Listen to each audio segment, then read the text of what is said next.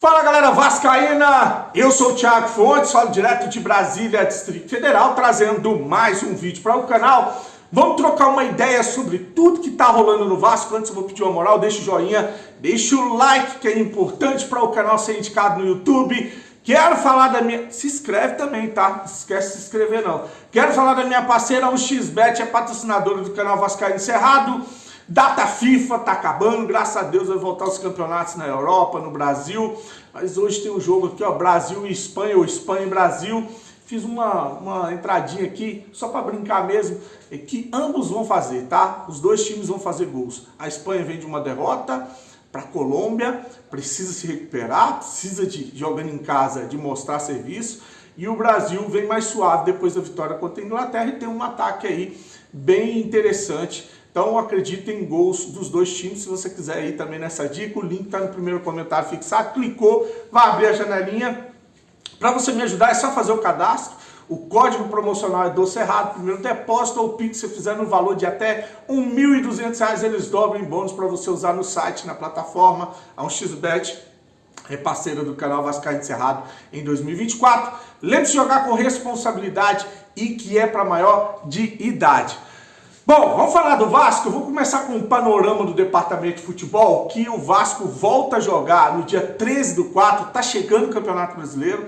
É o jogo entre Vasco e Grêmio que vai acontecer em São Januário, 2 semanas e meia, passa voando, daqui a pouco a gente está aí já disputando o Campeonato Brasileiro, né? E como é que tá essa preparação para a temporada? Antes de começar o Campeonato Brasileiro, na semana que vem, abre aquela janela doméstica que eu já falei aqui, onde os times vão tentar se reforçar, usando os jogadores dos times da Série A e B, que não tem tido espaço nos times onde estão, são os chamados refugos, e jogadores que se destacaram nos campeonatos estaduais, que estão nesses times também, ou times de menos expressão, querendo ir para uma vitrine melhor. Então, semana que vem, abre essa janela, vai até o dia 19, e no dia 13/4, o Vasco estreia no Campeonato Brasileiro contra o Grêmio. Você vê que a gente estreia, a janela ainda vai estar aberta, ainda vai ter ali 6 dias, uma semana para fechar essa janela interna, essa janela doméstica. O interessante é que os times já estejam alinhados com contratação, já para quando abrir a janela anunciar. O Emiliano deu uma entrevista ontem no CT Moacir Barbosa, né, com aquele treino aberto para o público, e falou que o Ramon Dias e o Lúcio Barbosa, junto com os scouts, já estão trabalhando na busca de jogadores para a temporada, para essa janela, né? Vamos ver o que vai acontecer. Dizem que agora o ambiente, o clima lá é outro, com a saída do setoristas do Vasco, estão dizendo isso, né, com a saída do Alexandre Matos. Suavizou, que com ele lá o clima era tenso, profissionais como funcionários, jogadores não gostavam, a comissão técnica não ia muito com o trabalho do profissional, do executivo, são informações dadas aí, inclusive eu vi o Fábio Azevedo falando isso.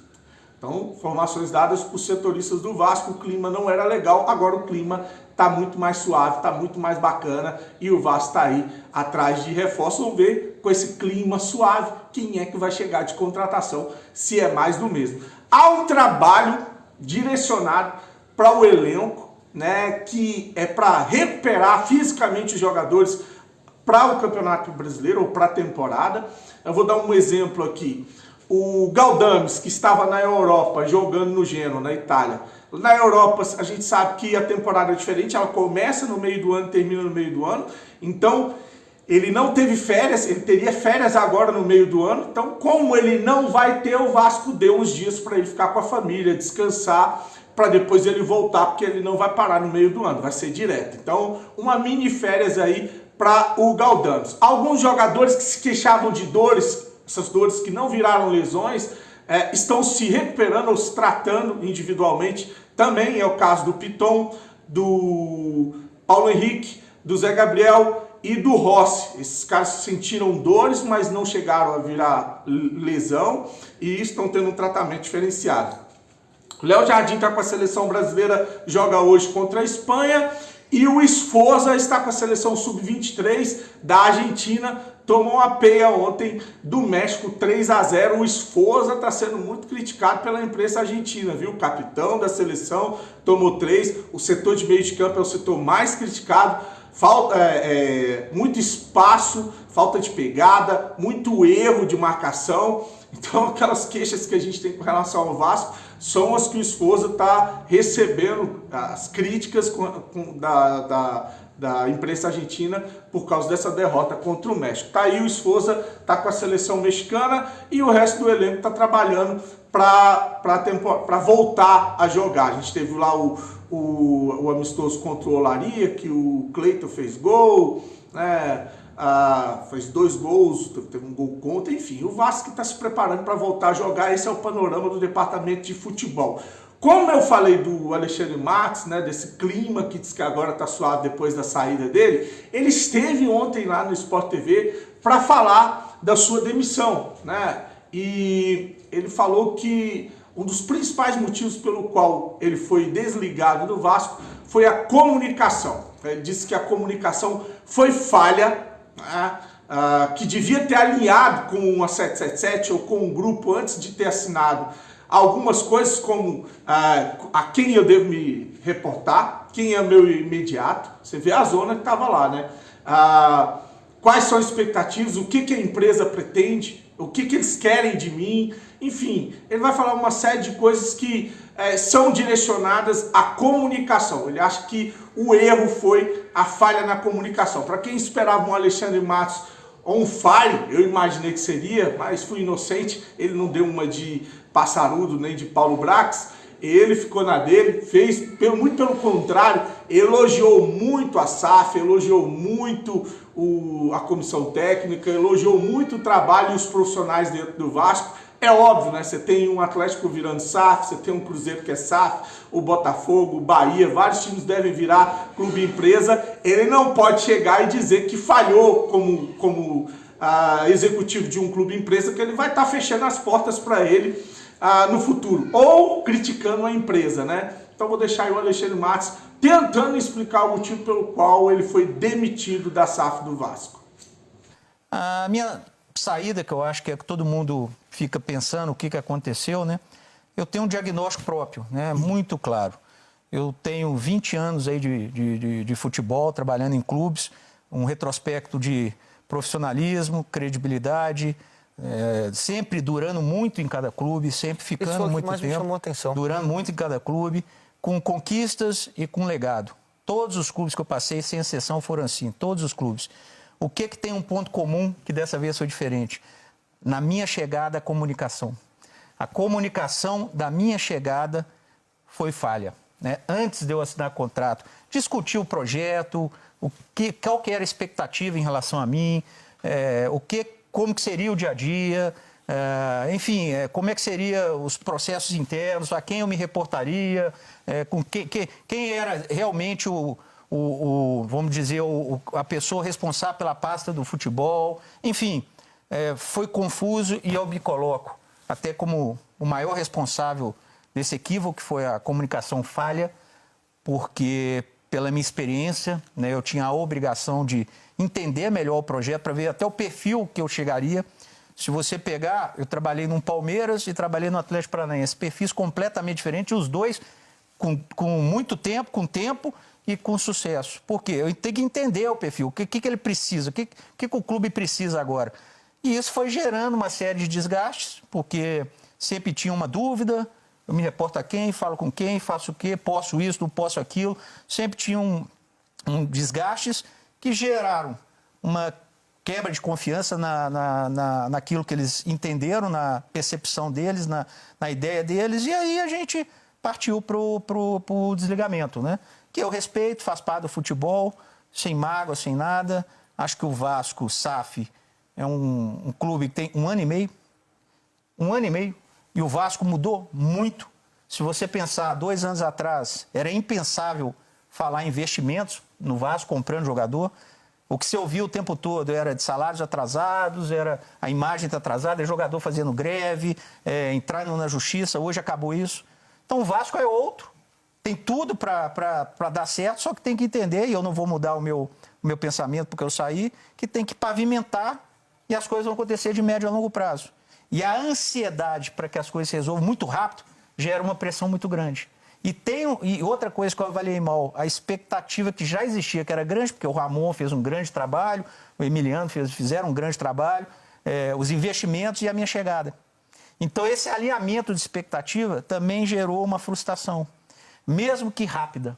E isso gerou muito desgaste interno, muito debate interno, quase que diário, e que geraram esse entendimento de uma quebra de confiança. E foi isso, a má comunicação antes para saber o que estava chegando e qual era, o que eu ia encontrar. E isso foi gerando desgaste.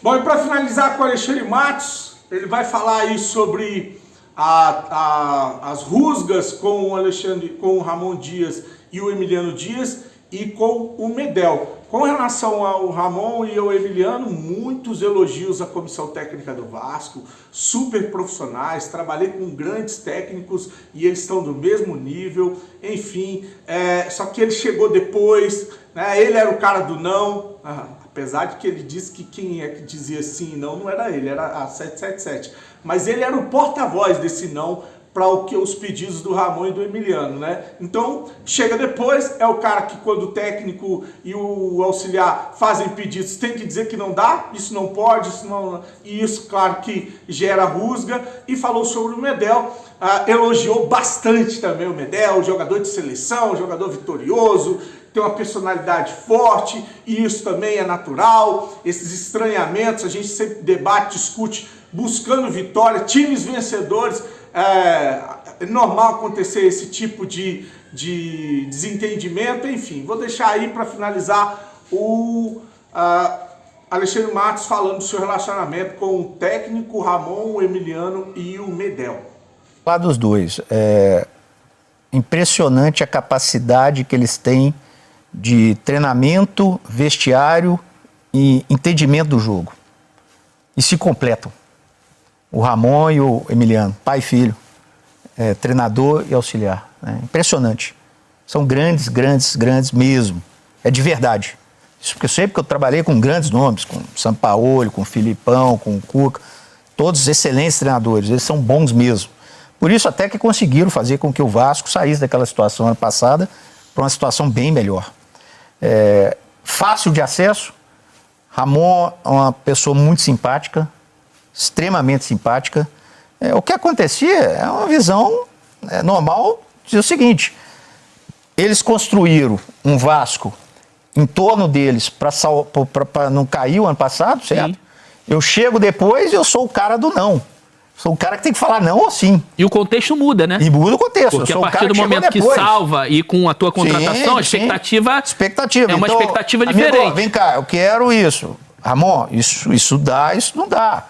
Isso não, isso sim, isso não, isso sim. Então isso gera um... Isso eu preciso que você entre na briga comigo lá em cima. E eu cheguei depois, né? Não sou um cara que estava ali junto ali naquele momento. E é normal, né? Os debates, os desgastes. Falar de Medel. Medel é um líder nato, é um cara de muita personalidade. E jogadores de muita personalidade, todos vocês aqui enfrentaram e tiveram... É um cara que vai no embate, vem cá, é isso e tal. Então, mas relação super... positiva, de alto nível.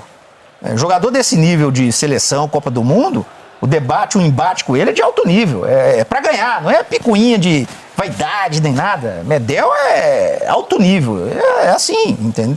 Então, mas o que aconteceu com ele? O que foi o embate com ele? Não, embate de coisas do dia a dia que foram geradas pela forma. Precisa resolver isso, tem que ver calma, e aí não resolve, aí vai de novo, volta. Então, um embate de desgaste do dia a dia. Mas, por exemplo, ele é um dos líderes do elenco, né? Por tudo isso que você falou. Sim. Era mais em nível de contratação, precisamos reforçar, precisamos trazer um cara não nesse nível, não nesse nível. Não nesse nível. Coisas ou até internas. Salário, ou até premiação dele que tá para trás. Não. Nada disso. O Vasco hoje está extremamente bem organizado. Extremamente bem organizado. Isso que eu disse lá atrás, é um outro Vasco. O Vasco antigo, a gente tinha isso aí o tempo todo. Esse Vasco, não. Coisas normais do dia a dia, nenhuma dessas citadas, eu dou o direito que foi uma coisa lá, mas que não durou 5 minutos. Isso não, tá? Daqui a pouco a gente conversa, tal. No dia seguinte nós já fomos lá, conversamos e ajustamos tudo que tinha que ajustar. Mas o embate para ganhar. Vocês participar de elencos vitoriosos. Se você não tem embate, se você não tem diálogo, você não se cobra um ao outro, dificilmente você vai ter uma equipe para ganhar. Bom, é isso. Lembrar que amanhã tem a entrevista coletiva do presidente do associativo, o Pedrinho. Ele vai falar aí com o torcedor, a mídia, às 15h30, tá? Deve falar sobre os seus dias de gestão, sobre a reforma de São Januário e o relacionamento com a 777. Vamos aguardar amanhã para ver o que vem nessa entrevista coletiva do Pedrinho. Mais tarde eu volto com mais notícias. Só desejar para você um dia abençoado. Curte, se inscreve no canal. Fique com Deus e saudações vascaínas.